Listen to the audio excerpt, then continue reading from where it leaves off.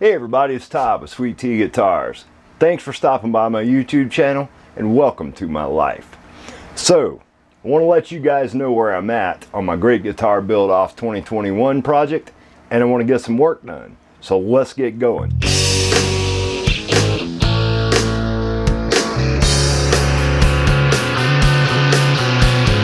I want to hog out some material on my body blank.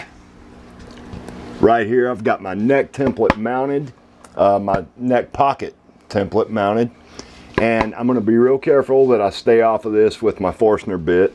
I don't want the points of the Forstner bit to be in the bottom of my neck pocket. I want that nice and clean, so I may not go quite as deep as I've got that mark made. Now this little drill press is about the furthest thing from accurate as you've ever seen. I'm going to go really slow. I'll try to keep my light-hearted commentary to a minimum during this process, so you guys don't miss anything that I might say that, you know, I may have an epiphany during the cutting of this thing, and I'd hate for you guys to miss that.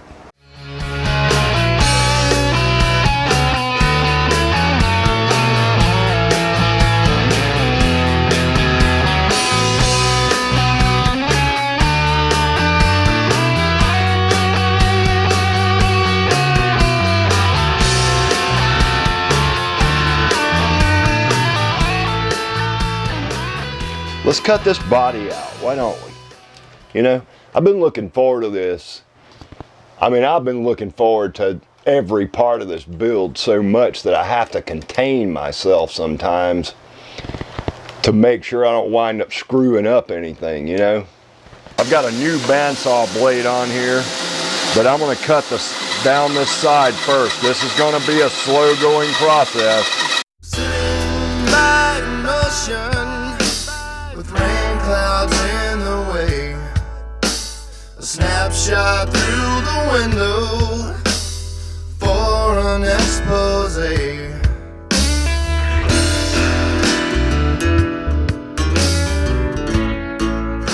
So I really like this body shape. You know, I hope you guys dig it.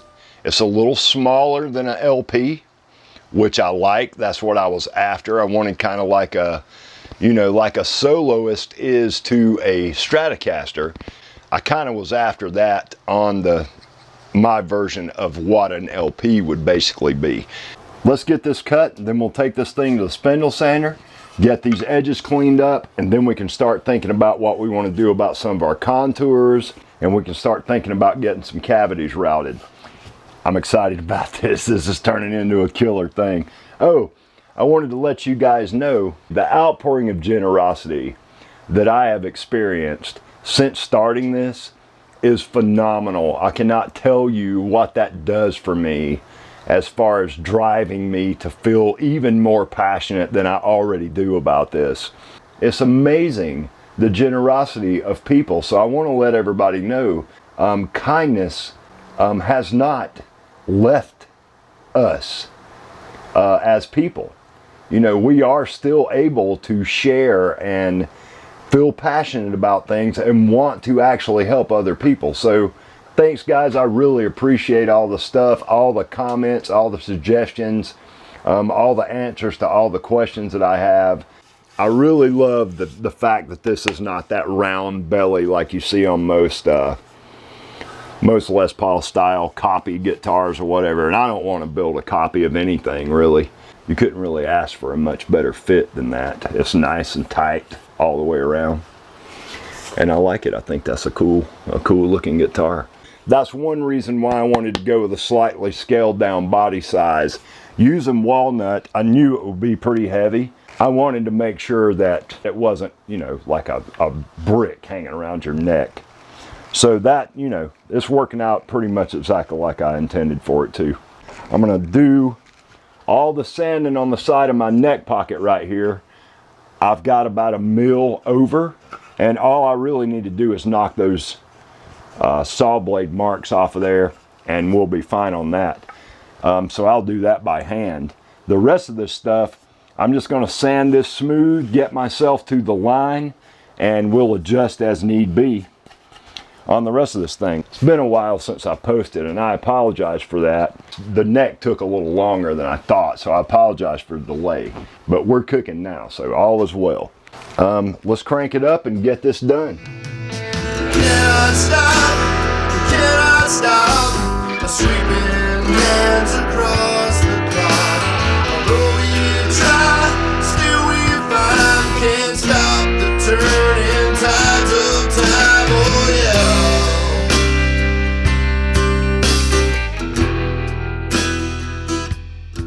There we go, guys. That's my guitar. Great guitar, built off 2021. I still got some roughage right there around the neck pocket where it transitions up in from the cutaway up into that flat. I don't want to take a chance on sanding into my neck pocket with the spindle sander, so I'll do that by hand. I've got a nice flowing outside perimeter shape. I'm hoping this turns out to be, you know, a win-worthy guitar. You know, I love doing this, and I'm going to keep on regardless if I place in the Great Guitar Build-Off or not. But it'd be nice, you know, it would be really nice to at least place in it. I'm going to start cutting this forearm contour into here. You'll notice I've got a center line drawn here. I figured I would go ahead and cut this contour, do the neck access contour, and then I will route all the front cavities before I do the belly cut and everything on the back, so I've got a nice flat surface. I've started this just to find out how the Shinto is going to cut this walnut, and it does a really great job. If I had a bandsaw that had a capacity to saw a 12 to 13 inch resaw, I would cut the first meat out of this. I would not hesitate to do that with a bandsaw. And I've got a hump in the middle, which is exactly what I figured. So we'll work on that. I like it. I do. Still got a little bump right here. Not bad.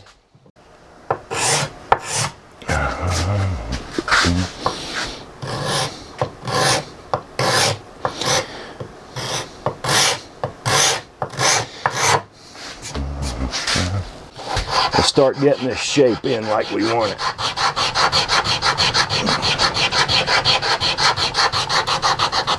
I kept going a little. You know, I didn't figure you guys wanted to watch. You saw the process.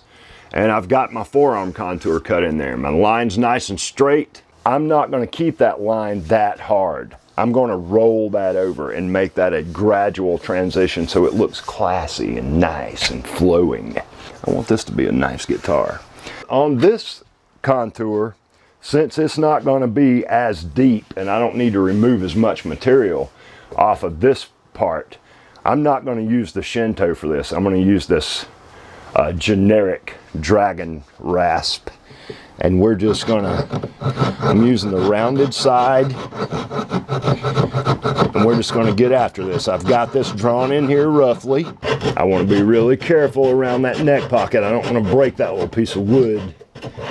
You know, this little tip right here, I do not want to break that, so I want to be really careful. I don't want a symmetrical contour right here. I want it to fade from the point back to the point. But even this part, I don't want the thickest part in the center. I want that a little bit closer to that part of the neck. Let's take this clamp off of the body and take a look at this. Now I'll refine this obviously, but that's kind of what I'm saying. You know, I'm still preserving the shape of the body here, and I'll sand this nice so it flows into this point and it's not creating some hard weird looking thing right there. That won't have that look to it eventually because I'm going to round this over, and then I'll join these and the point will actually come back to about right here. So, you know, you got to kind of keep in mind what's going to happen in the future when you're doing things like this. I don't know how you guys feel about it, but I like that. We're getting ready to route some cavities into this body. I've got 2 pieces of masking tape right here. I've hogged out, which I use this template. This is the mask block pass through. I use the actual tremolo for the stud placement. I've got those marked here and here. So what I'm going to do right now is attach this template to the body with the masking tape super glue trick.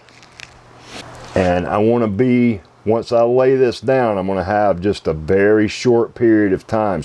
I've got a scribed line that I scratched in here with a little metal scribe I've got. This is an absolute critical process, not as critical as the recess, which is this part. This is more important when it comes to placement on the top of the body. We're going to crank up the trim router, and I'm going to route this cavity at least to where I have the bottom of my Forstner bit carve at. This carve will ultimately go all the way through the body, but I don't have to carve it all the way through yet, because this is going to be encompassed inside the spring cavity on the back of the body when we get ready to do that. Once I get down below this level, I can take this template off, and the cut that I've already made will act as my template. This is exciting and absolutely terrifying all at the same time. I kind of like it. Cannot stop, cannot stop the sweeping hands across the cloud. Destiny for us unwinds, can't stop the turning tides of time. Oh yeah.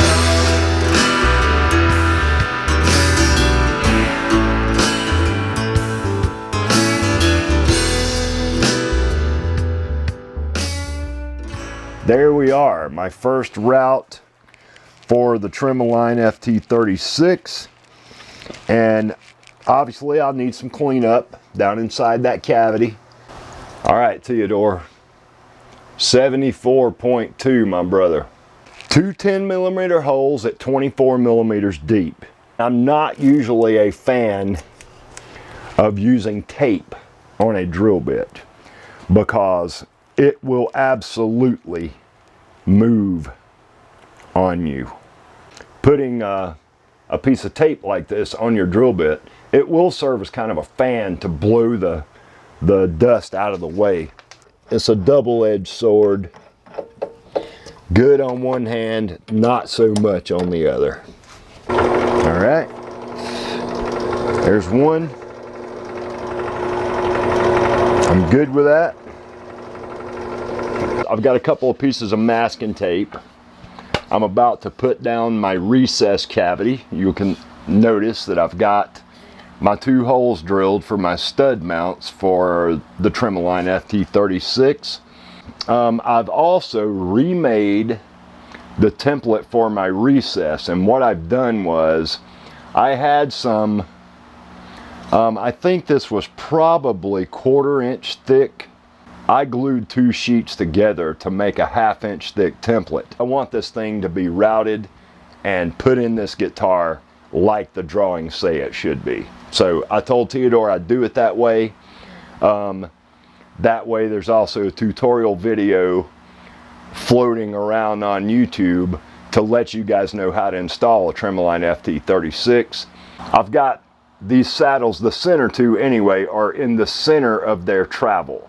That's where I made my scale length line when I started to drill these posts. That's how I marked it out. I want this cavity in this guitar to be nice and tight. We'll attach this template to the face of my body and get this recess cut. Then we can move along. I think the Tremoline is the most innovative design in a tremolo system that I've seen come out since the original Floyd Rose was released. That's how much confidence and faith I have in this tremolo. What I'm going to do is I'm going to cut this part of my recess at the depth that I have it set at now. Then we'll reset. We'll go to 7 millimeters deep and cut this back cavity. Can't stop the turning tides of time, oh yeah.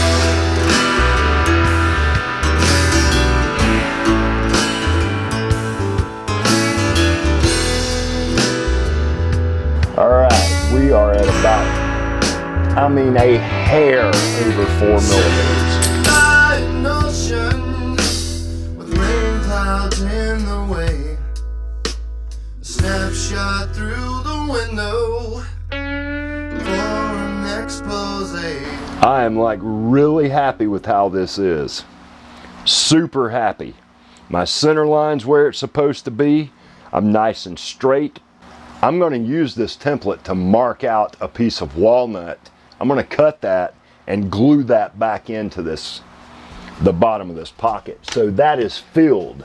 Again, the reason I'm going to do that, I could just leave it open. That's what most people would do, I think, is just leave that open. The reason I'm going to do that is because that gives me extra support behind where that stud is. If I had realized this in the very beginning, I would have just routed that mast block area straight right there, but I didn't. And considering the fact that the bottom of this cavity is getting blacked out all around, I'm going to nicely finish sand this. It's going to be really nice. I can fill that and it'll be invisible when I'm done, but it will add that strength to that, at least that side of the post. I've got us attached to our body with some masking tape and super glue as always. If you'll look right here, the recess encompasses the bridge pickup. I don't like that. I'm gonna route, it says the neck pickup needs to route at 19 millimeters deep with the sides at 30. I'm not gonna do it that way. I am gonna route the whole cavity 20 millimeters deep, flat bottomed.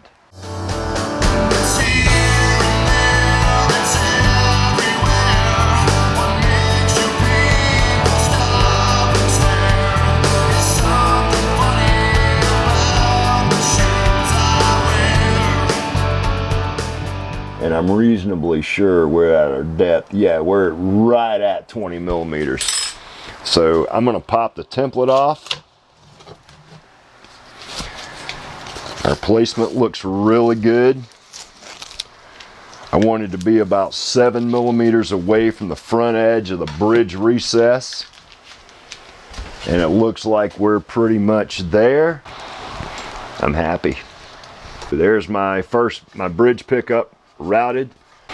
This back corner radius, those need to be, instead of that 1/2 inch radius, I need to be at a tighter radius, like 1/4 of an inch. I'm really getting excited about what this is going to be when I get done. You know, I've had a couple of mishaps, but you know, yeah, that's how you learn. You know, I didn't expect myself to come through this unscathed, you know.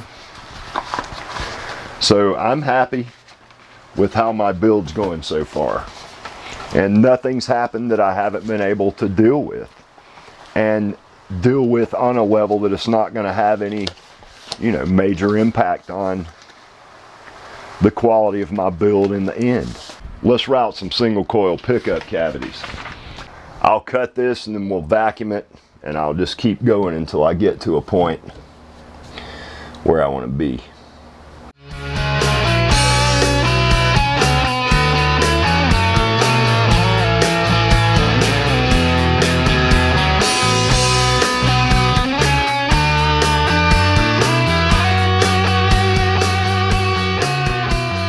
I'm at about 20.5 millimeters, which is exactly where I wanted to be. So there's my route. Nice. Let's pop this template off. We'll move it up so we can get the neck pickup done as well. This wider tape assures me that this template's not going to move. Little activator. Doesn't take much of this stuff.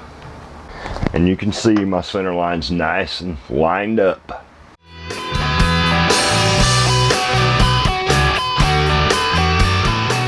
Yeah, I'm at 20.5, so we're good. Perfect. There we go, guys. There is my body routed pretty much how it's going to be. So I'm happy with this. It's turned out really good. It hadn't been that long ago since Matt released a video talking about using Easy Slide. It's graphite impregnated paint's basically what it is, using that for shielding. And it supposedly works really well, and it's way cheaper than trying to buy shielding paint. Plus, I got a quart of it at Tractor Supply for like $17. I may actually use that graphite paint to black these cavities out. Not only will that give me a little bit of extra protection against magnetic fields or noise, it'll also serve as my cavity blackout for my pickup cavities. So this cavity needs to be, according to the drawing, 20 millimeters deep. I'm actually going to go to 18 millimeters, and then I'll check my spring claw and we'll see where everything falls. I'll dry fit the tremolo. So let's get this going.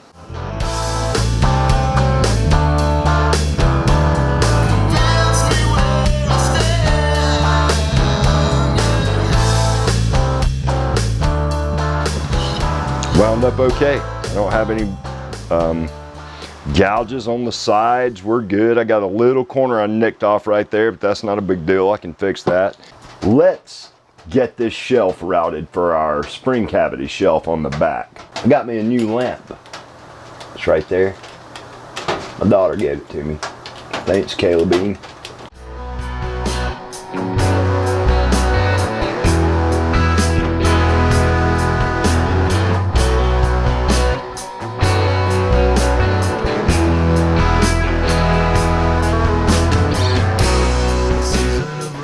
Alright, so when I went to route this cavity right here, the first thing that happened is my template, my router bit burned into the acrylic on the top of my template, and I didn't realize it. And it allowed my router bit to eat into this back wall a little bit. Well, I filled that with some reinforced putty, and you guys can see that down in there. It's all nice and smooth. That's getting blacked out anyway. It's not going to have any impact on the guitar. I should not have went all the way through with my mass block on that side right there. I could just leave it that way.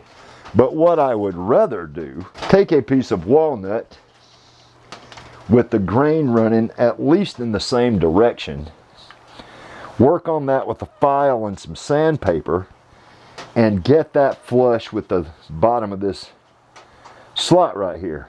I can glue that in there like that, cut that off even with that, and you'll never know that that's even in there. And I'll spread just a little bit of putty. All this is getting blacked out. I'll spread just a little bit of putty. We'll work on that just a hair with the file, and all will be well. So no big deal. My shelf's cut for my back cover. And I wanted those nice wide sides on that. That gives me plenty of room to drill holes. Since I'm making the back cavity out of wood, I don't want to take a chance over time of the sides of that wood getting chewed up from taking the screws on and off. So I wanted to make those sides of that cavity nice and wide like that. So that's why that's done that way. The other thing I need to do is to cut myself a control cavity in the back of here. I got my bit already set to the depth I want.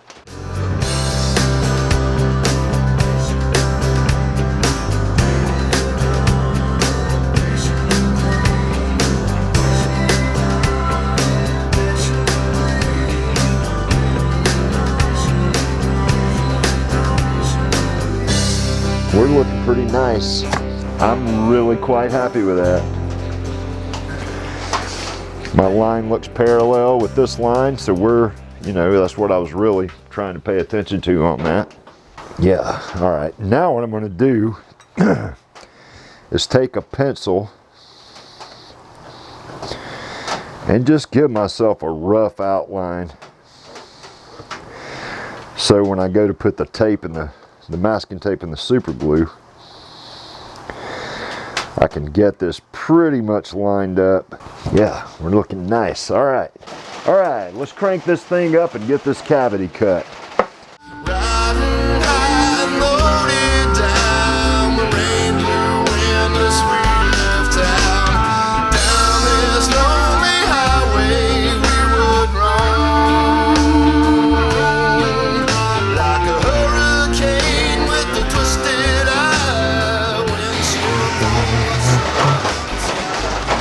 All right, I'm pretty happy with it. You know, everything turned out all right. Got a nice shelf all the way around. I'll sand these sides and make those nice and clean, and we'll be fine. I've actually gotten more done tonight than I thought I would get because I had to make those templates too, so yeah. So my wife's got a childhood friend named Tammy. They've been friends since they were little kids. Tammy's dad is like a master craftsman. His name is Preston. Well, he made me this little wooden mallet. This is like it looks like a piece of Chechen to me. Anyway, this is a little woodworking mallet that he made me so I don't damage my awesome Narex chisels by hitting them with a metal hammer. Thanks, Preston, I appreciate it, brother. Well, I've had to think about it, and I've decided that I'm gonna facet the body all the way around, even down into my contour. I'm gonna create that facet. So what I've done was, I did the old trick where you just hold a pencil equal distance and you trace your line out all the way around the guitar. And I am going to now start carving this facet. I think it'll be awesome that way, and that's what I want to do, I believe. I think it's mainly going to be the Shinto and these copies of the Dragon Rasp that I have. These things work great, and I paid like 12 bucks for them on Amazon. So I'm sure I'll change directions 50 times, but I'm going to start up here in this belly right here. And we'll just knock this corner off.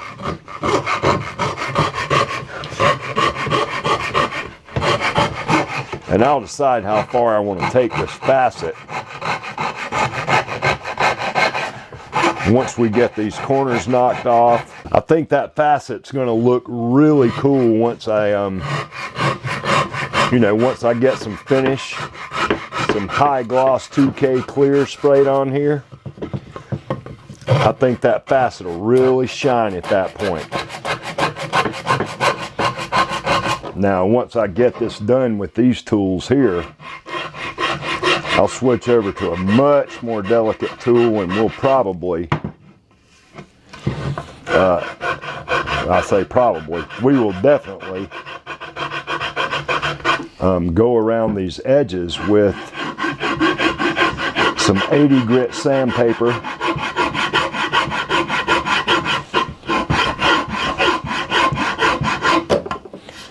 on a sanding block.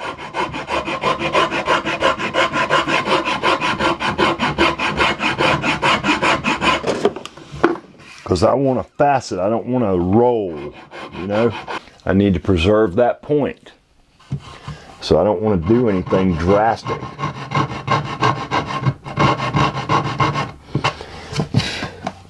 I'm not going to do this wide of a bevel on the back. I am really, really liking this, guys. I hope you guys are digging it too. I've cut a bevel all the way around the side of this body. You can see I really am really digging this shape. We go from a fine point here, it widens as it goes down, and then it comes back up into a fine point here. I really dig that that S that it creates. You know, sweet tea. Hey, I am going to cut that same bevel on the back of this body, but a little less pronounced. I'm not going to do it quite that wide as it is on the front, and I've got plans for this. We'll talk about that in a minute. But for now, I'm going to take my generic, again, my generic Dragon Rasp, I'm going to cut my contour on my cutaway first, and then we'll start to work in the bevel around the body. And that's pretty much gonna get me to a point where I can start sanding and thinking about putting some finish on this body. I'm actually thinking about laying silver leaf on this bevel only, having the sides of it be black, and then a black to a transparent violet with a touch of pearl in the violet.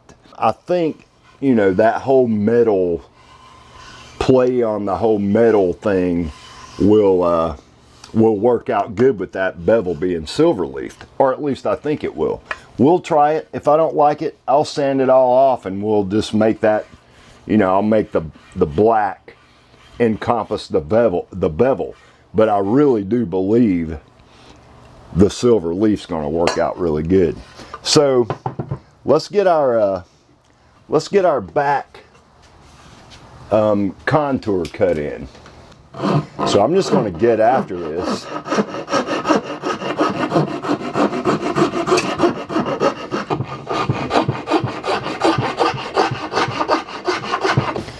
Now, is that better?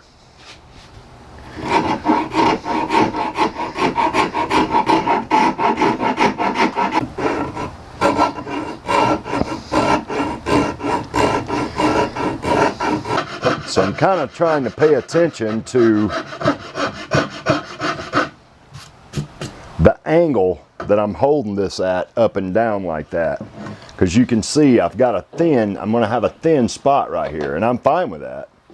That's going to be really comfortable as far as the forearm contour goes. But I don't want it to come to a dead point. So I want to watch that area pretty good. All right, I think I need to widen it up just a little bit back here.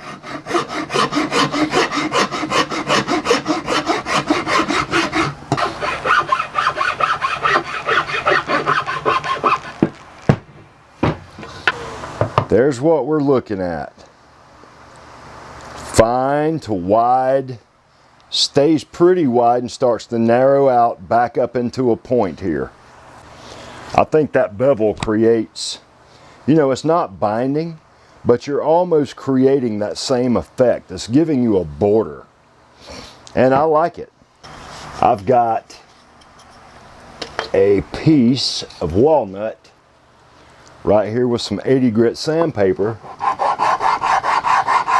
And I will go around this and make sure that I am nice and flat. All right, guys, so we're going to wrap this video up here, but I wanted to remind you guys about the little side donation project I got going on that I am going to send Crimson or the Great Guitar Build-Off staff on July the 1st. So far, I've gotten $180 in donations. Now, that's counting the $100 that I've put in. But I've gotten a few $20 donations. I've gotten a couple of $5 donations from guys. Go to PayPal, sweettguitars@outlook.com. You can search on PayPal for that. That is my PayPal account that I've set up just for this. I do not use that account for anything else. Come on, guys, get behind this. It's a worthy cause. You're helping people try and get into guitar building that would otherwise not be able to afford it. And I can't tell you what guitar building has done for me. I've been playing guitar for over 35 years. And yes, that is a wonderful thing. I love playing music in general. But building guitars has done something for me that playing never has. And I can't really explain to you what that is, but I know I'm so passionate about this, I will never stop building guitars. And if even one person on this whole earth could get the level of inspiration I feel from doing this, then it's worth any amount of money that we could possibly all come up with. So if each one of you guys will send me $5, sweettguitars@outlook.com on PayPal, I'm going to send it to the Great Guitar Build-Off on July the 1st. I will not attach my name to it. It will be an anonymous donation from the participants of the Great Guitar Build-Off 2021. I don't want any credit for this. I want to do something for people who cannot afford or do not have the means in general to get into building. And I'd like to do whatever I can to help somebody out.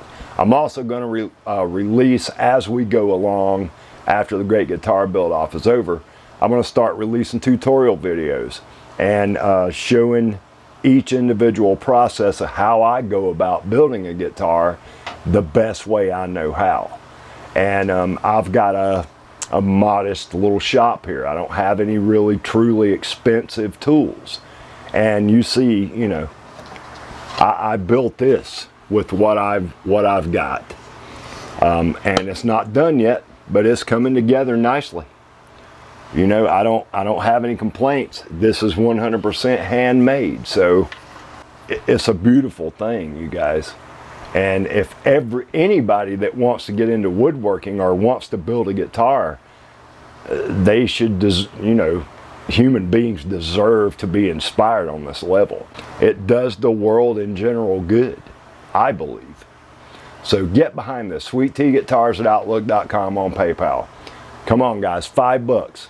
You know, what's $5? If you can afford more, do what you can. If you already have plans to donate your build or whatever, that's cool too. No big deal. But those of you guys who can afford to send $5 to this account, please do that. I'm going to release this. You guys will know it. I'll send everybody an email that donates and let you know that this money has been sent. And again, it will not have my name attached to it. It'll be an anonymous donation. So come on, guys, get behind this. All right. I really appreciate you clicking on my video and taking the time out of your day to watch me try and build a guitar as my entry into the Great Guitar Build-Off 2021. But I want you guys to remember that it is way more important to be open-minded than it is to be right. Peace and love.